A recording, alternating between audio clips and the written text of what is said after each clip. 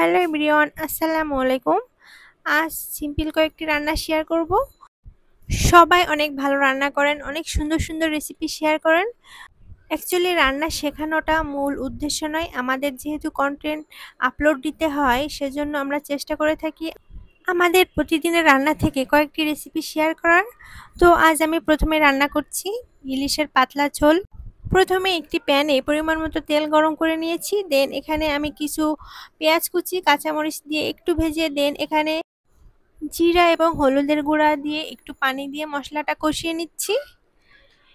মশলাটা কষানো হয়ে গিয়েছে, এখন আমি আগে থেকে কেটে পরিষ্কার করে রাখা ইলিশ মাছগুলো দিয়ে দিচ্ছি। প্রথমে 1 মিনিট মতো আমি এভাবে রেখে দিব। দেন 1 থেকে 1.5 মিনিট পরে মাছগুলো একটু উল্টিয়ে দিচ্ছি যেন মশলাটা ভালোভাবে মাছের ভিতরে যায়। এখন আমি পরিমাণ মতো ঝোলের পানি দিয়ে দিচ্ছি। আমি এই মাছটা আজকে একটু বেশি ঝোল ঝোল করে রাখবো, আমার আম্মু এভাবে রান্না করতেন। মাছের ঝোলটা আমার রান্না কমপ্লিট। এখন উপর থেকে কয়েকটা কাঁচামরিচ দিয়েছি, একটি প্লেটে সার্ভ করে নিয়েছি।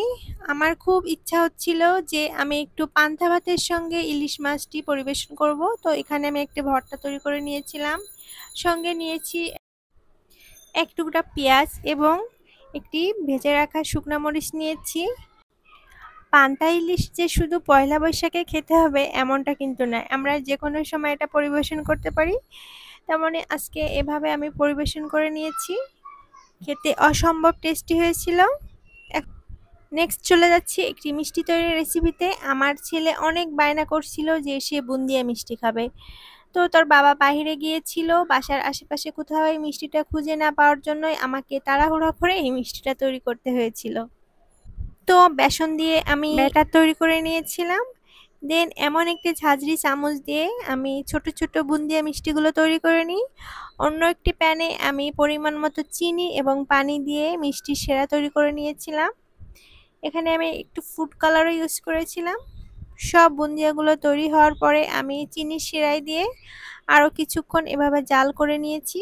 দেখতে পাচ্ছেন দেখতে কতটা লোভনীয় হয়েছে।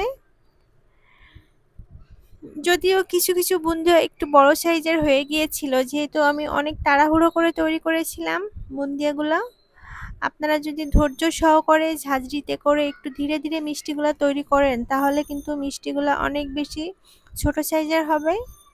বাট এগুলাও খেতে অনেক বেশি টেস্টি হয়েছিল, দেখতেও মাশাআল্লাহ অনেক বেশি লোভনীয় হয়েছিল। তো সব মিলে এটাই ছিল আজকে আমার ব্লগ ভিডিও। সবাই ভালো থাকবেন, আল্লাহ হাফেজ।